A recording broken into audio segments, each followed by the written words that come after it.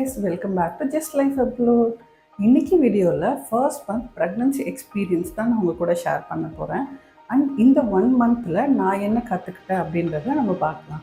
So நான் ஒரு 7 lessons கற்றுக்கிட்டேன். அது என்னன்றதை நான் 1 by 1 லிஸ்ட் அவுட் பண்ணுறேன். ஸோ இது என்னன்னு தெரிஞ்சுக்க இந்த வீடியோவை ஃபுல்லாக பாருங்கள். நான் ப்ரெக்னென்ட்டுன்னு தெரிஞ்சோன்னே எனக்கு ரொம்ப ஹாப்பியாக இருந்தது, பயமாக இருந்தது, அண்ட் மிக்ஸ்ட் எமோஷனாக இருந்தது.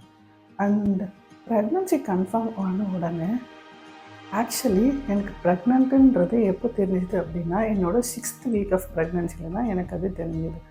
லைக் பீரியட்ஸ் டிலே ஆகி 10 டேஸ்க்கு அப்புறமா தான் எனக்கு தெரிஞ்சுது நான் ப்ரெக்னெண்ட்டாக இருக்கேன் அப்படின்றது.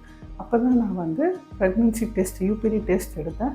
அண்ட் அது கன்ஃபார்ம்னு வந்தது. ஸோ அதுக்கப்புறமா தான் எனக்கு தெரிஞ்சுது. அண்ட் நான் என்னென்ன பண்ணேன் அப்படின்னு பார்த்தீங்கன்னா, எனக்கு பீரியட்ஸ் டிலே ஆனோடனே நான் கன்சீவாக இருக்கேன் அப்படின்ற டவுட் எனக்கு வந்துச்சு. ஒரு 2 to 3 டேஸ்லேயே எனக்கு தெரிஞ்சிச்சு. அப்போவே என்னோடய பாடியில் ஒரு சில சேஞ்சஸ் இருந்தது. லைக் லோவர் அப்டமன் பெயின் எனக்கு இருந்தது. என்னென்னா நான் ஒரு நாளைக்கு மேக்ஸிமம் ஒரு 5 கிலோமீட்டர்ஸ் ஆச்சு நடந்துருவேன். லாங் வாக்னு பார்த்திங்கன்னா ஒரு 2 கிலோமீட்டர்ஸ் ஆச்சு ஒரே ஸ்ட்ரெச்சில் நடப்பேன். ஸோ அந்த மாதிரி இருக்கும்போது எனக்கு லோவர் அப்டமன் பெயின் வந்தது. அதை நான் அப்போவே டவுட் பட்டேன், ஏன் நம்மளுக்கு இந்த மாதிரி பெயின் இருக்குது அப்படின்னு. அண்ட் 1 வீக் தாண்டினதுக்கப்புறமா லைக் 7 டேஸ் ஆனதுக்கப்புறமா நான் யூபிடி டெஸ்ட் எடுக்கலாம் அப்படின்னு நினச்சேன். இல்லை 10 டேஸ்க்கு அப்புறமா எடுக்கிறது பெஸ்ட்டுன்னு நிறைய பேர் சொன்னதுனால 10 டேஸ்க்கு அப்புறமா நான் டெஸ்ட் எடுத்தேன். யூபிடி டெஸ்ட் எடுத்து எனக்கு பாசிட்டிவ்னு வந்தது. ஸோ நெக்ஸ்ட் டேவே பீட்டா ஹெச்சிஜி டெஸ்ட் அப்படின்னு ஒரு டெஸ்ட் சொல்கிறாங்க. அந்த டெஸ்ட்டை நான் பண்ணி பார்த்தேன். அது என்ன அப்படின்னு பார்த்தீங்கன்னா, ப்ளட் டெஸ்ட் நீங்கள் கொடுக்கணும். லெசன் 1 என்ன அப்படின்னு பார்த்தீங்கன்னா, body changes are not real. உங்களுக்கு ஃபர்ஸ்ட் மந்த்லேயே பம்ப் வராது, லைக் உங்கள் வயிறு பெருசாகாது. ஆனால் உங்கள் பாடியில் நிறைய சேஞ்சஸ் வரும். லைக் உங்களுக்கு டயர்ட்னஸ் இருக்கும், அண்ட் உங்கள் பாடி பெயின் இருக்கும், அண்ட் ரொம்ப ஸ்லீப்பியாக இருக்கும். இது எல்லாமே ரொம்ப நார்மல் தான். என்னோடய 6th வீக் ஆஃப் ப்ரெக்னன்சியில் தான் எனக்கு தெரிஞ்சுது நான் ப்ரெக்னெண்ட்டாக இருக்கேன். 6th வீக்கில் தான் எனக்கு தெரிஞ்சுது நான் ப்ரெக்னெண்ட்டாக இருக்கேன் அப்படின்னு. ஆனால் எனக்கு பீரியட்ஸ் டிலே ஆகி 3 to 5th டேலேயே எனக்கு தெரிஞ்சிடுச்சு. லைக் பாடியில் சேஞ்சஸ் எனக்கு வர ஆரம்பிச்சிருச்சு. லோவர் அப்டமன் பெயின் எனக்கு இருந்தது. நான் கண்டினியூஸாக வாக் பண்ணுற ஒரு 2 கிலோமீட்டர்ஸ் அப்படின்னா எனக்கு பெயின் இருக்கும். அந்த ஸ்டெப்ஸ் ஏறும்போது பெயின் அப்படிலாம் இருந்தது. அண்ட் 6th வீக்கில் நான் ப்ரெக்னன்சி கன்ஃபார்ம் பண்ணேன். ஸோ அதுக்கப்புறமா நான் கான்ஷியஸாக இருக்க ஆரம்பிச்சிட்டேன். ஸோ இந்த பாடி சேஞ்சஸ் என் பாடியில் வந்தது. செகண்ட் லெசன் என்ன அப்படின்னு பார்த்தீங்கன்னா, food is not just craving. நான் என்னோடய ஃபர்ஸ்ட் மந்த் லைக் கன்ஃபார்ம் ஆன அந்த ஃபர்ஸ்ட் மந்த்து என்னோடய ஃபுட்டில் நான் எந்த சேஞ்சஸ் எதுவுமே பண்ணிக்கல. யூஸ்வலாக நான் என்ன சாப்பிடுவேனோ அதுதான் சாப்பிட்டுட்டு இருந்தேன். லேட்டரான் தான் எனக்கு தெரிய வந்தது, இல்லை நான் பண்ணுறது தப்பு அப்படின்னு.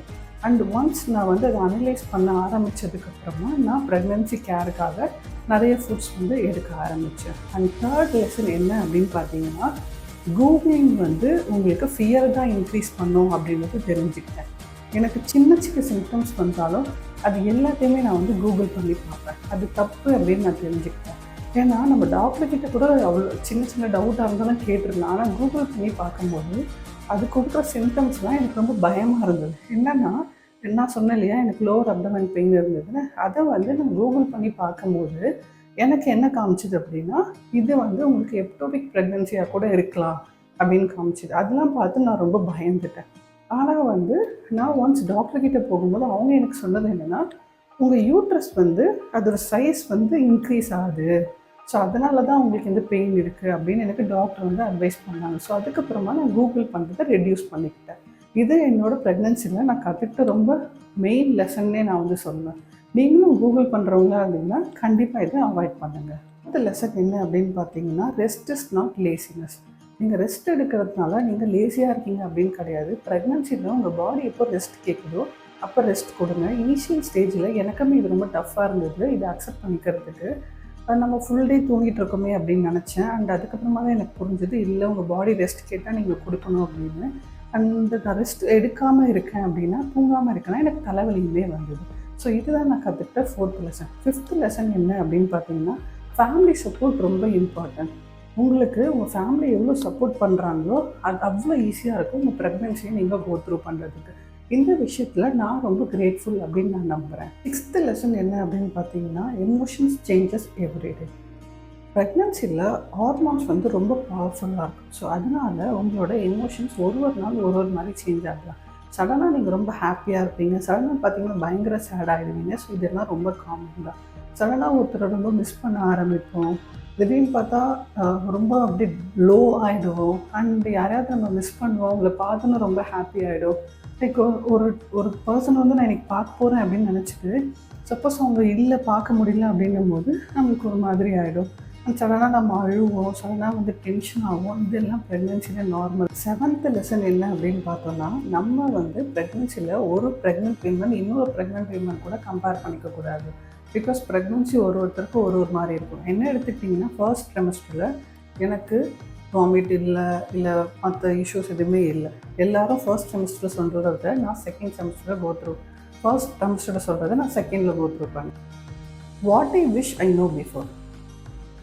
இதெல்லாம் தான் நான் இந்த ப்ரெக்னென்சியில் கற்றுக்கிட்டது. இது நீங்கள் அலோனாக இதை கோத்ரூ பண்ணல, நானுமே இதை கோத்ரூ பண்ணேன். அதனால தான் நான் உங்களுக்கு இதை ஷேர் பண்ணுறேன். இந்த வீடியோ உங்களுக்கு ஹெல்ப்ஃபுல்லாக இருக்கும்னு நினைக்கிறேன். நீங்கள் ஃபர்ஸ்ட் மந்த் ப்ரெக்னெண்ட்டாக இருக்கீங்கன்னா நீங்கள் தனியாக இல்லை, இந்த சேனலில் நான் என்னோடய எக்ஸ்பீரியன்ஸ் ஷேர் பண்ணுறேன். என்னோடய லேர்னிங்ஸ் தான் இந்த வீடியோவில் உங்கள் கூட ஷேர் பண்ணியிருக்கேன். உங்களுக்கு ஏதாவது லேர்னிங் இருந்தது, இந்த வீடியோ ஹெல்ப்ஃபுல்லாக இருந்தது அப்படின்னா கண்டிப்பாக என்னோடய வீடியோவை லைக் பண்ணுங்கள் அண்ட் கமெண்ட் பண்ணுங்கள். என்னோடய சேனலை இது வரைக்கும் நீங்கள் சப்ஸ்கிரைப் பண்ணாமல் இருந்தால் மறக்காமல் சப்ஸ்கிரைப் பண்ணிக்கோங்க. இந்த மாதிரி மோர் இன்ஃபர்மேட்டிவ் வீடியோவோட நான் உங்களை நெக்ஸ்ட் வீடியோவில் பார்க்குறேன். See you all in the next video. Until then, tata, bye bye.